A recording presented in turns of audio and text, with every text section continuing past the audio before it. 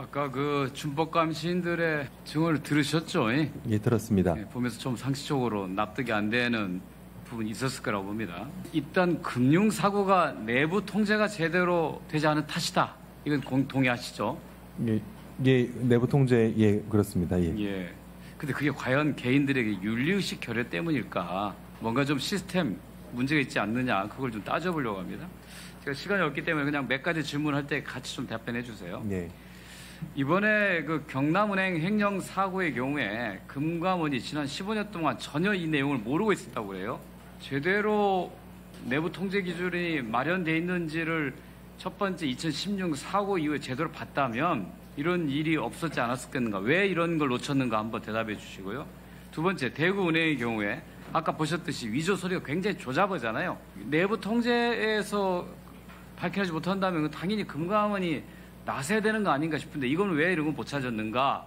라는 의문이고요. 결국 이제 일종의 내부 통제는 자율 규제인데 자율 규제가 작동하지 않는다면 결국은 감독기관이 나서야 되는 거 아닙니까? 이런 경우에 앞으로 금감원은 어떻게 할 건지 그게 의문입니다. 자, 이와 같은 문제들이 있는 저는 구조적인 요인이 있다고 보는 거예요. 첫 번째, 현재 은행이나 저축은행 감사는 거의 대부분 금감원 출신들입니다. 아까도 보여줬다시피요. 근데 이들은 사실은 전문가라고 해서 가는데 왜 이들이 있는 데서 사고가 끊이지 않을 걸까? 예를 들어서 경남은행의 경우에 금감원 출신의 감사가 있는데 검찰로부터 금융거래 정보 제공 요구를 받은 후 3개월 반이 지나서야 금감원에다가 늑장 보고를 해요. 왜 그러는 걸까? 참 의문이 들어요. 아는 사람이 오히려 더 문제인가? KDI에서 한 연구 보고서 금감원 출신 임원이 있는 은행의 경우에 당국의 제재를 받을 확률이 16.4% 감소한다. 뭐 금감원은 아니다라고 반박자를 냈다고 하는데 사실 여기에 핵심적인 원인이 있는 게 아닌가 의심해 볼 수 없는 거예요. 자, 저는 금감원장에 대한 기대가 있어요. 처음에 신임 인사 왔을 때 검찰 출신이라고는 의구심이 있지만 잘할 수 있을 거라는 기대감도 있다고 했습니다.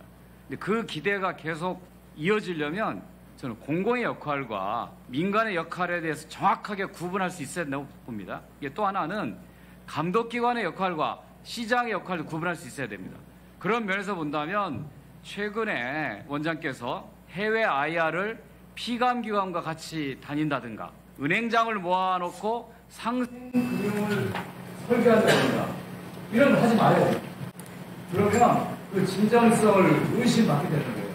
어떻게 개선하실 거예요? 금도 원장은 처음에 밖에 있을 때 그런 걸 봐왔을 거 아니에요. 그걸 어떻게 할 것인가에 대한 대답을 마지막으로 해주십니다.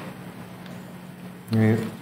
어쨌든 저희가 이제 향후 준비하고 있는 지배구조법상의 뭐 책무구조 등에 있어서 감사에 대해서는 궁극적으로 보면 CEO에 못지않게 책임을 질 수 있도록 여러 가지 이제 그런 방향성을 갖고 준비를 하고 그리고 입법이 정리가 안 됐더라도 그 전에라도 지금 감사 등에 대해서 어쨌든 여러 가지 중요한 서류에 같이 서명을 하도록 한다든가 어쨌든 감사가 실질적으로 책임을 질 수 있도록 해서 오히려 감사를 맡는 사람들이 한 번 정도는 좀 진지하게 생각해 볼 수 있는 그런 환경을 좀 만들도록 노력을 하겠습니다. 그리고 저희도 우리 감독원 직원분들 전직들이 이제 외부에 많이 나간 것들 관련돼서 이제 문제점이 있다는 것들에서 저도 인식을 하고 있어서 어쨌든 최대한 그 부분에 대해서 꼭 우리 자신의 이제 마음뿐만 아니라 실제 보여주는 것 지점에 있어서 좀 더 공정하게 보일 수 있도록 아까 이제 김한규 의원도 지적하셨고 의원님도 지적해 주셔서 저희가 그 부분 노력하겠습니다.